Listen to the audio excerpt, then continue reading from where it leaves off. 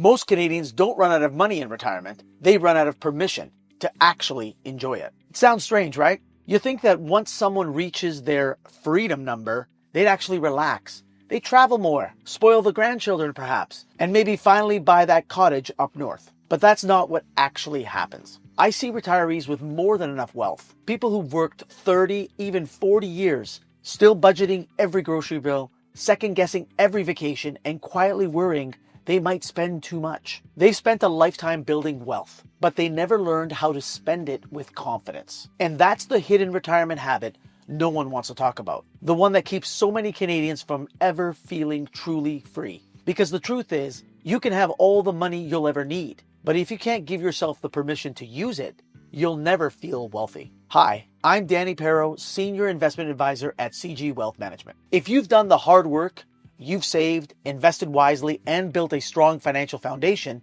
this video is for you. Because at some point, wealth stops being about growth and starts being about purpose. But that's exactly where many Canadians get stuck.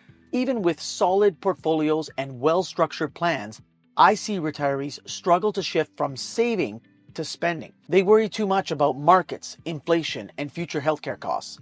And before they know it, they're living a retirement that feels more restricted than their working years. In this video, we'll uncover the hidden retirement habit that keeps Canadians from enjoying their wealth, why it's so common, and how you can break free from it without ever putting your financial security at risk. If you find my videos and content valuable, don't forget to like, comment, and subscribe. We love reading the comments, and we always respond quickly. Let's go to the first habit. Number 1, the saver identity. It doesn't retire when you do. For decades, your success depended on being disciplined. You saved first, spent second, invested consistently, and lived below your means. That pattern made you wealthy, but it also created an identity. You became a saver. Now, when the paychecks stop and the withdrawals begin, your brain treats it as danger. You're no longer building, you're taking away. And that's where the disconnect happens. Even with millions saved, retirees often feel financially insecure because their habits, not their balance sheet, still dictate their behavior. Breaking that cycle requires one key mindset shift. Retirement isn't the finish line. It's the transition from growing wealth to living from it. That's not an easy shift to make, but it's one of the most important. Number 2, the false safety of just in case. Ask most retirees why they don't spend more, and you'll hear the same answer. Just in case. Just in case the markets drop. Just in case I need long-term care. Just in case my kids need help. It's a reasonable concern. But when just in case becomes a permanent mindset, it creates a prison of uncertainty. Here's the truth. There will always be something that could go wrong. But when you've built a well-constructed plan, diversified investments, emergency liquidity, proper insurance, you've already insulated yourself from most of these risks. Let's look at the example of Jim and Karen, a couple from Ontario.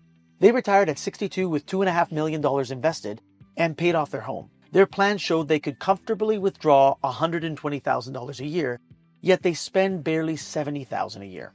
They told me they were waiting until things felt more stable.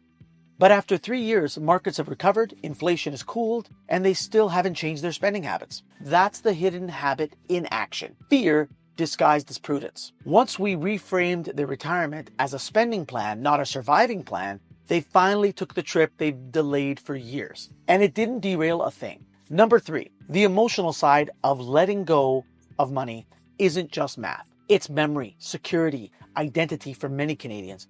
Proof of a life well lived. That's why transitioning from saving to spending often triggers guilt.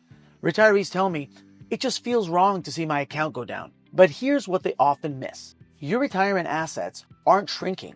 They're being converted into life experiences. Think of it like this. If you've saved $1 million for retirement and never touched it, you didn't protect that wealth. You deferred it forever. The whole point of financial independence is to use your money with intention, not hesitation. That means structuring income in a way that feels stable, so you can confidently spend it without any guilt. When your withdrawals are part of the plan, not random decisions, they stop feeling like losses.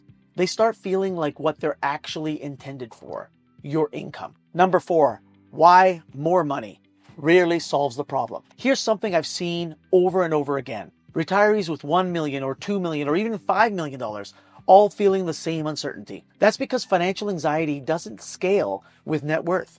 It scales with mindset. If you're wired to believe you'll feel ready once you hit a certain number, you'll never feel ready because the goalpost is always moving every time. What solves it isn't another market rally or another 100,000 in your portfolio. It's having a clear written retirement income strategy that shows exactly where your next decade of paychecks will come from, and that you can afford to live the way you want without jeopardizing your long-term security. When you see the numbers work, not just hope they do, that's when real confidence replaces fear. Number 5, turning assets into income you can enjoy. Here's where planning meets peace of mind. A good retirement plan isn't about investments.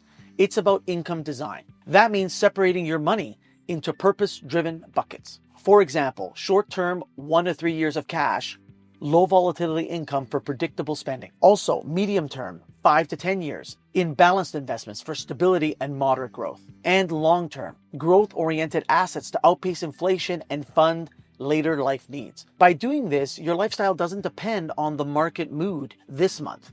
It depends on your plan.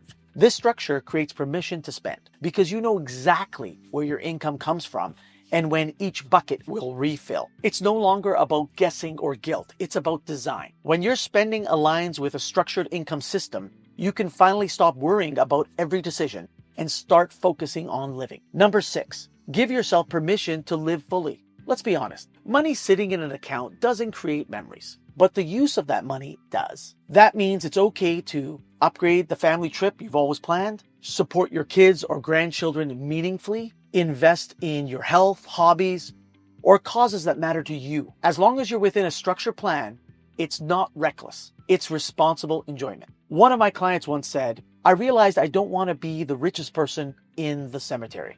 That line stuck with me because it perfectly captures what so many Canadians feel but rarely admit. Financial freedom isn't about having money. It's about having the confidence to use it well. The hidden retirement habit that keeps so many Canadians from enjoying their wealth isn't a lack of money. It's the inability to stop saving for one day. But one day or someday isn't a plan. It's a delay. When structured properly, your wealth can give you security and freedom, not one at the expense of the other. And the sooner you align your money with your life goals, the sooner you can actually live the retirement you've imagined for years. If you want a second opinion on your plan, book a time with me using the link in the description below, because as you know, money never sleeps.